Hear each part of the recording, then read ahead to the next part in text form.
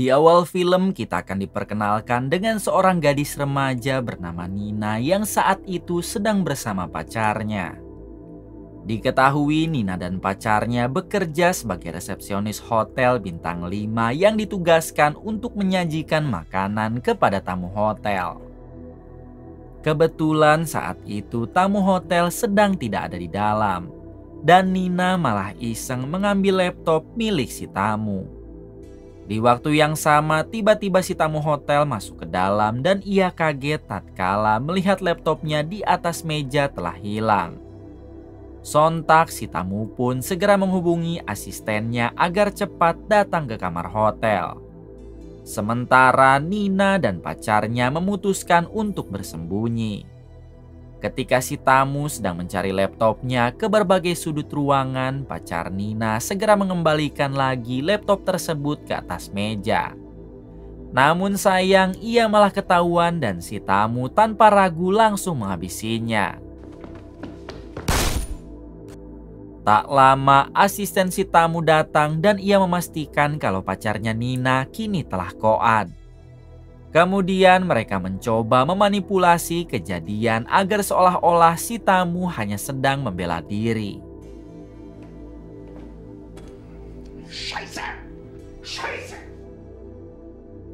Singkat waktu, para polisi kini sedang menangani kasus tersebut dan berbagai media pun gencar memberitakannya. Ternyata si tamu adalah pengusaha kaya raya asal Jerman bernama Thomas Becker. Sementara asistennya merupakan mantan mayor pasukan khusus. Semenjak saat itu berbagai media terus memberitakan tentang Thomas Becker. Karena ternyata Thomas sebelumnya sudah terjerat berbagai kasus namun ia selalu saja lolos. Dari mulai kasus penjualan senjata ilegal, pencucian uang, kasus suap, sampai kasus pembunuhan. So zumindest hat es Bakker bei seiner Festnahme ausgesagt. Wir melden uns hier live vom Tatort. Томас Бакер был всегда щедр по отношению к народу и possible contacts to the BND. Di sisi lain, Nina yang sebagai saksi kunci kini telah diamankan oleh seorang detektif bernama Sarah. Ini orangnya. Diketahui Nina adalah anak yatim piatu yang dari kecil tinggal di panti asuhan dan otomatis tidak ada yang bisa menjamin keselamatan Nina. Oleh karena itu, detektif Sarah akan membawa Nina ke tempat lembaga perlindungan saksi sampai persidangan kasusnya selesai. Di balik itu, Thomas sekarang sedang didampingi oleh pengacaranya. Lalu Thomas menghubungi seorang senator negara dan memintanya untuk tidak ditahan sampai persidangan dimulai. Berkat bantuan orang dalam, Thomas pun akhirnya dibebaskan untuk sementara waktu. Ketika Thomas akan pulang, terlihat berbagai wartawan yang terus mencecar Thomas dengan berbagai pertanyaan. Sebab seharusnya Thomas tidak dibebaskan sebelum persidangan menyatakan Thomas tidak bersalah.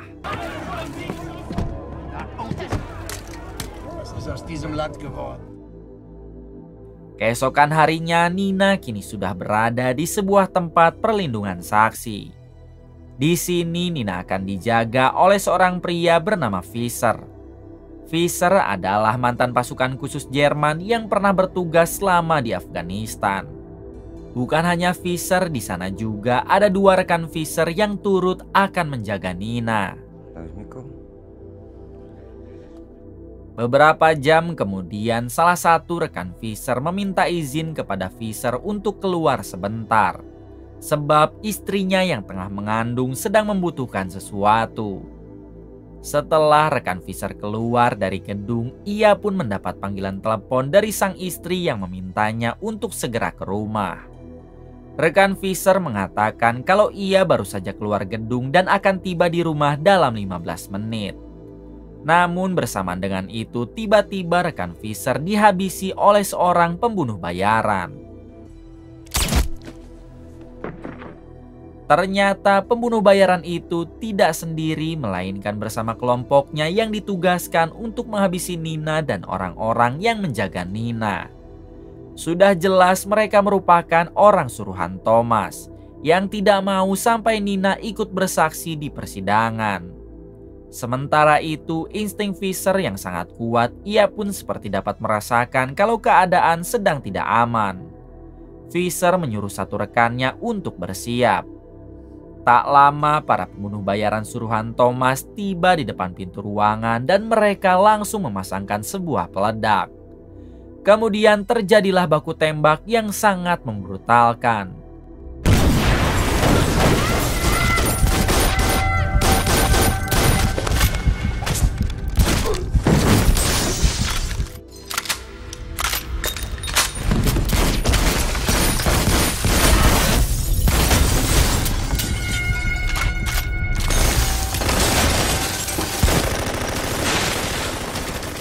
Di insiden ini, kelompok suruhan Thomas berhasil dibantai semua, namun sayangnya satu rekan Fisher juga harus koad.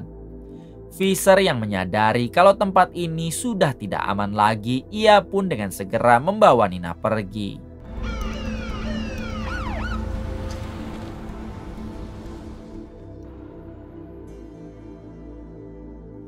Di tengah perjalanan, Nina nampaknya sudah frustasi dan malah ingin segera koid. Namun Fisher mencoba menguatkan Nina dan meminta Nina untuk jangan menyerah. Karena jika Nina menyerah, maka kedua rekan Fisher akan mati sia-sia.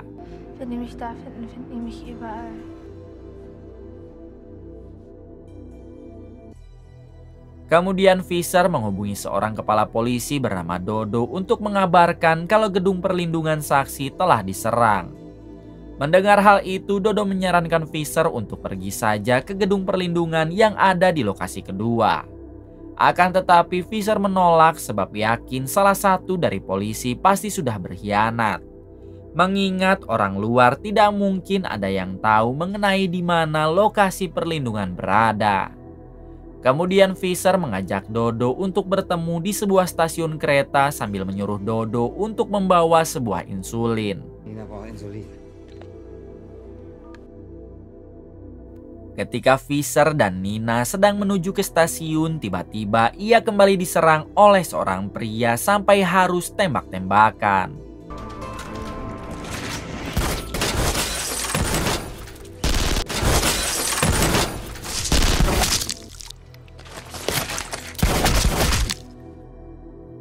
Beruntung Fisher pada akhirnya berhasil menghabisi orang tersebut.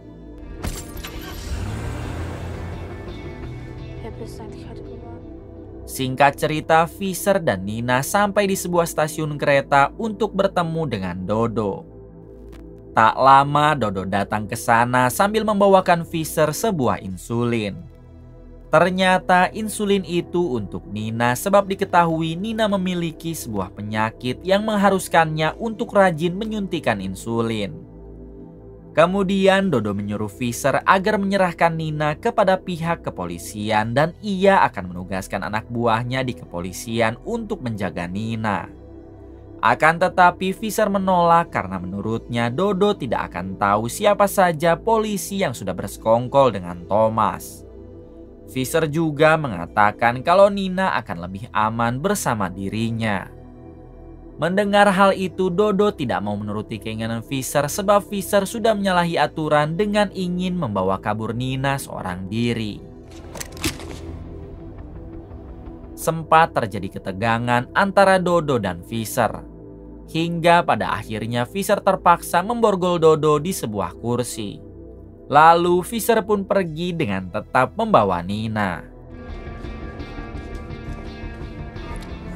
Ya, Chef.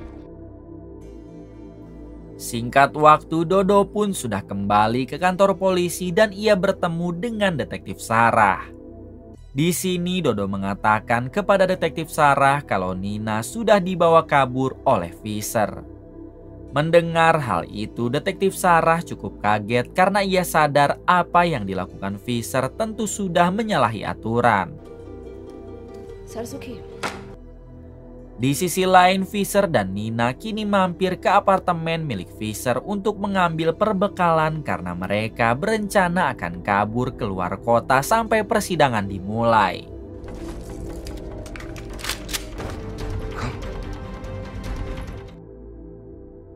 Kembali ke Dodo yang saat itu sudah mengumpulkan semua anak buahnya di kepolisian. Di sini Dodo memerintahkan semua anak buahnya untuk menangkap Fisher dan juga Nina. Bahkan Dodo juga sudah menjadikan Fisher sebagai buronan polisi, yang artinya Fisher dan Nina bukan hanya sedang diburu oleh para pembunuh bayaran suruhan Thomas, melainkan juga dengan para polisi kota. Setelah itu para polisi mencari keberadaan Fisher dan Nina di apartemen Fisher. Namun untungnya Fisher dan Nina sudah lebih dulu pergi.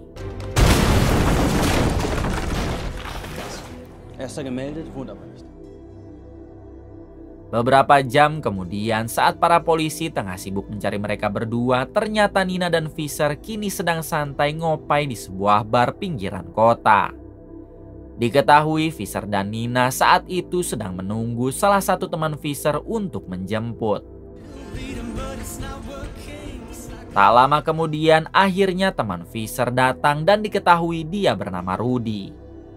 Kemudian Fisher dan Nina memutuskan untuk masuk ke dalam bagasi mobil milik Rudy sebab mereka sadar para polisi pasti sedang gencar mencari mereka.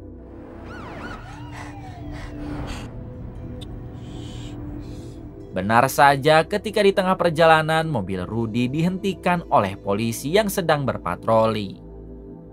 Si polisi mengatakan kalau Rudy sudah melewati batas kecepatan sehingga Rudy harus ditilang.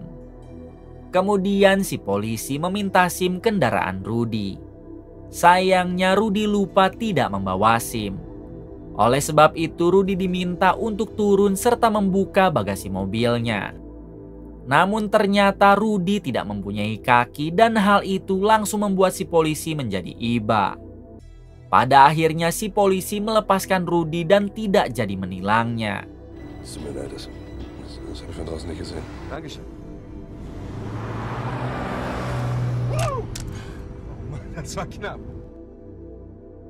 Singkat cerita, mereka pun sampai di rumah Rudy yang berada di sebuah desa.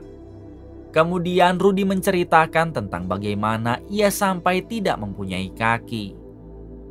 Ternyata waktu dulu Rudy juga merupakan pasukan khusus Jerman yang pernah ditugaskan di Afghanistan bersama Fisher. Saat itu Rudy terkena ranjau yang dipasang oleh musuh dan tentara lain malah kabur karena musuh datang menyerang.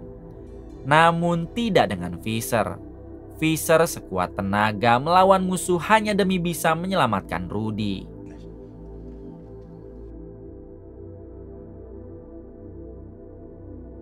Di sisi lain, detektif Sarah yang sedang berada di rumah tiba-tiba ia dihubungi oleh Dodo, si ketua polisi. Di sini Dodo mengatakan kalau rumah detektif Sarah akan digeledah oleh polisi. Ketika para polisi menggeledah rumah detektif Sarah, terungkap fakta kalau detektif Sarah ternyata adalah mantan kekasihnya Fisher.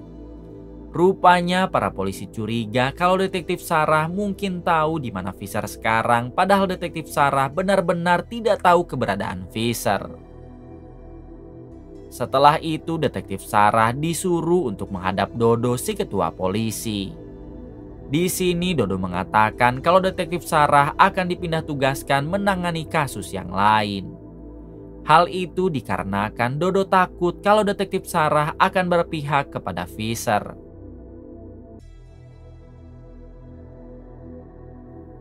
Di balik itu, Thomas dan asistennya sekarang sedang menemui seorang senator yang selama ini membantu Thomas dalam menangani setiap kasusnya.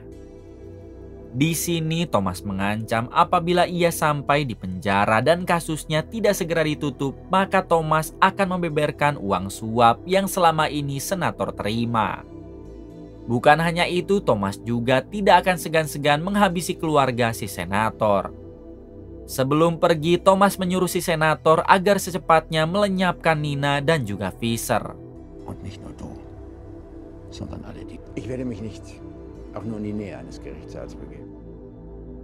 Adegan kembali berpindah ke Fisher yang saat itu sedang mengobrol berdua dengan Rudy. Di sini Rudy mengatakan kalau Thomas tidak mungkin bisa dipenjara. Walaupun nanti Thomas dipenjara, pasti Thomas akan mengirim anak buahnya untuk menghabisi Nina. Untuk itu, jalan satu-satunya menyelamatkan Nina adalah menghabisi Thomas. Rudy juga sadar kalau Visser sekarang sudah menganggap Nina seperti anak Visser sendiri.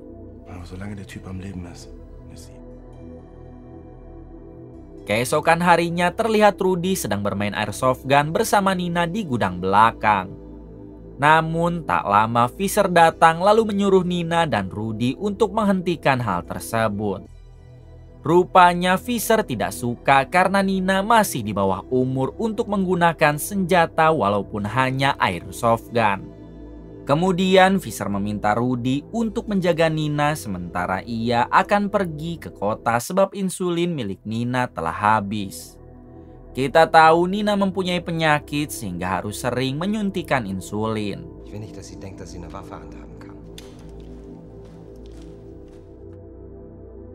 Sesampainya di kota, ternyata kepolisian baru-baru ini sedang membatasi pemberian insulin kepada siapapun atas perintah dari si senator. Di balik itu, di rumah Rudy terlihat mereka akan didatangi mobil tak dikenal. Rudy langsung sadar kalau di dalam mobil tersebut adalah orang-orang yang sedang mengincar Nina dan Visser. Di sini Rudy langsung menyuruh Nina untuk bersembunyi di lubang kecil dan ia juga tidak lupa menghubungi Visser untuk mengabarinya. Ketika orang-orang itu mengetuk pintu, ternyata mereka adalah para polisi korup suruhan dari si senator. Namun karena Rudy tidak mau membuka pintunya, tiba-tiba para polisi itu pun mendobrak rumah Rudy sampai membuat kepala Rudy terluka. Rupanya para polisi korup itu sudah tahu kalau Rudy adalah sahabat baik Visser. Setelah menggeledah rumah Rudy, mereka terus mendesak agar Rudy mengatakan di mana Visser sekarang. Namun jelas Rudy tidak akan pernah mengkhianati sahabatnya sendiri dan tetap memilih bungkam. Kemudian salah satu polisi mengatakan kalau ia menemukan 2 piring dan 2 gelas di meja makan sehingga Rudy tidak bisa lagi mengelak. Namun karena Rudy tetap tidak mau memberitahu, pada akhirnya para polisi itu berniat menghabisi Rudy hingga Rudy pun langsung melawan.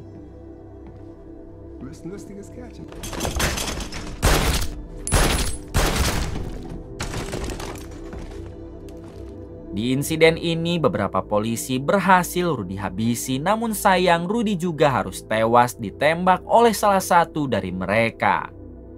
Tak lama dari itu Visser datang dan langsung menabrakkan mobilnya setelah menghabisi orang tersebut.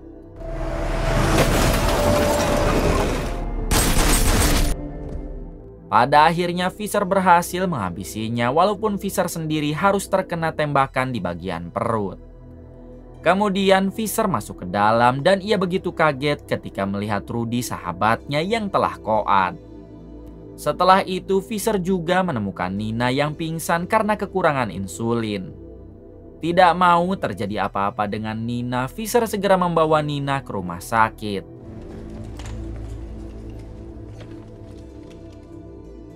Sesampainya di rumah sakit, Nina akhirnya mendapatkan perawatan. Di sini suster bertanya kepada Visser mengenai identitas Nina. Visser mengatakan kalau Nina adalah anaknya dan memohon kepada si suster untuk merawat Nina dengan baik. Namun ternyata suster itu sudah tahu kalau Visser dan Nina merupakan seorang buronan. Apalagi saat si suster melihat luka tembak di perut Visser. Ketika si suster pergi, Visser segera mengambil persediaan obat yang ia butuhkan. Sementara si suster terlihat sedang menghubungi polisi untuk memberitahu keberadaan Nina dan Visser. Di balik itu, sambungan telepon antara si suster dengan polisi ternyata sudah disadap oleh asisten Thomas. Pada akhirnya asisten Thomas segera mengirim anak buahnya untuk cepat datang ke rumah sakit. Bersamaan dengan itu, ternyata Visser dan Nina sudah tidak ada di dalam ruangannya. Terlihat Visser dan Nina kini sedang mencoba meninggalkan rumah sakit tersebut. Kemudian datanglah para polisi yang dipimpin langsung oleh Dodo. Tak hanya para polisi, anak buah Thomas juga sekarang sudah tiba di rumah sakit untuk memburu Visser dan Nina. Kemudian terjadilah baku tembak dan kejar-kejaran.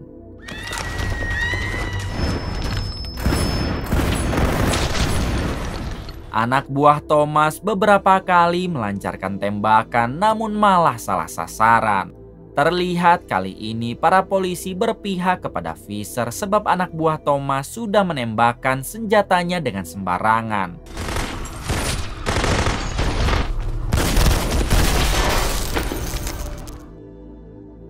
Singkat waktu, Visser dan Nina akhirnya berhasil kabur dari rumah sakit dengan selamat. Sementara awak media mengabarkan kalau kejadian di rumah sakit tadi sudah menewaskan 7 orang tidak bersalah dan beberapa orang mengalami kritis. Bukan hanya itu, ada belasan orang yang juga mengalami trauma akibat dari baku tembak tersebut.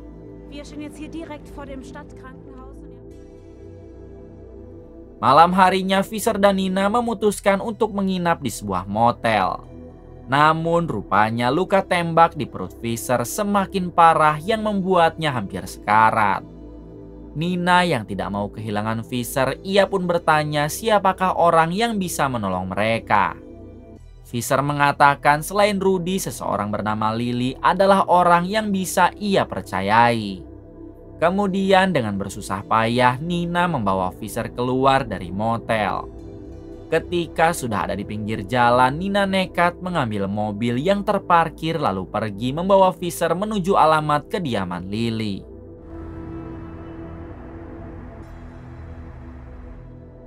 Singkat waktu, sesampainya di sana ternyata Lily adalah detektif Sarah yang bernama panjang Lily Sarah Muller. Kita tahu ia merupakan mantan kekasihnya Visser. Dengan segera detektif Sarah membawa Visser masuk ke dalam rumah untuk ia obati. Apalagi saat itu Visser sudah dalam keadaan sekarat. Setelah mengobati Visser, detektif Sarah dan Nina berbincang untuk mengetahui apa yang sebenarnya terjadi. Nina pun menceritakan semuanya kepada detektif Sarah yang membuat detektif Sarah akhirnya mengerti. Kemudian Nina bertanya kenapa detektif Sarah sampai berpisah dengan Visser. Detektif Sarah menjelaskan kalau dirinya dulu sangat egois dan telah tega meninggalkan Visser karena Visser sering bertugas di Afghanistan.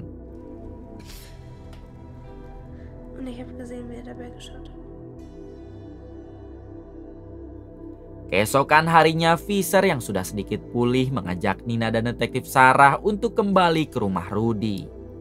Di tengah perjalanan, mereka berpapasan dengan mobil lain yang sepertinya baru saja pulang dari rumah Rudy. Ternyata tujuan Visser ke sana yaitu untuk memakamkan Rudy dengan layak.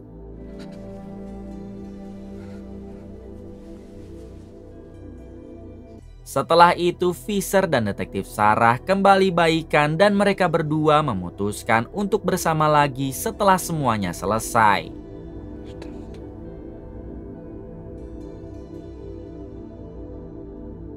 Beberapa jam kemudian mereka melihat puluhan tentara bayaran suruhan Thomas yang siap menghabisi mereka bertiga. Di sini Visser segera menyuruh Nina dan Sarah untuk kabur lewat pintu belakang dan ia berjanji akan menemui mereka kembali. Awalnya Nina dan Sarah menolak karena mereka tidak mau meninggalkan Visser. Namun Visser mengatakan izinkan dirinya untuk menyelesaikan semua ini. Setelah Nina dan Sarah pergi, Visser segera melawan para tentara bayaran tersebut menggunakan senjata yang ada di rumah Rudy.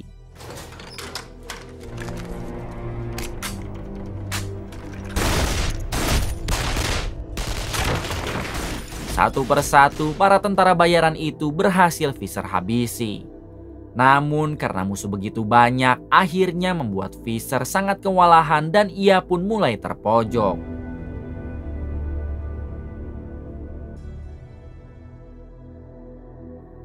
Adegan kembali ke Nina dan Sarah yang saat itu masih berlari menjauh. Tak lama mereka berdua berhenti setelah tidak mendengar lagi suara tembakan. Nina yang khawatir akan keselamatan Fisher sempat ingin kembali, namun hal itu langsung dicegah oleh Sarah. Malam harinya memperlihatkan Thomas dan si asisten akan masuk ke dalam mobil. Namun ketika mereka berdua sudah di dalam, ternyata mobilnya telah dipasangi sebuah bom yang membuat Thomas dan asistennya harus koan. Keesokan harinya kematian Thomas dan si asisten geger diberitakan oleh berbagai media. Terlihat Dodo dan polisi anak buahnya yang tampak puas mendengar berita tersebut. Di balik itu, si senator yang selama ini sering mendapatkan uang suap dari Thomas tiba-tiba ia dihubungi oleh seseorang. Ternyata orang tersebut tak lain adalah Fisher. Di sini Fisher menyuruh si senator agar mau memalsukan kematian Fisher, Nina dan juga detektif Sarah. Apabila si senator tidak menurutinya, maka Fisher akan menguak semua kejahatan si senator. Bukan hanya itu, Fisher juga mengancam akan menghabisi si senator berikut dengan keluarganya. Mendengar hal tersebut, si senator pun tentu langsung mengiyahkan permintaan Fisher. Setelah itu Fisher pergi ke dekat dermaga yang mana di sana Fisher sudah ditunggu oleh Nina dan juga Sarah. Kini mereka memutuskan untuk memulai kehidupan baru sebagai keluarga pada umumnya. Kemudian film pun tamat. Kisah apakah yang dapat kita ambil dari film ini? Jika kalian ada yang tahu bisa komen di bawah. Terima kasih untuk semuanya yang telah menonton hingga akhir. Semoga kalian semua diberikan kesehatan dan rezeki yang berlimpah.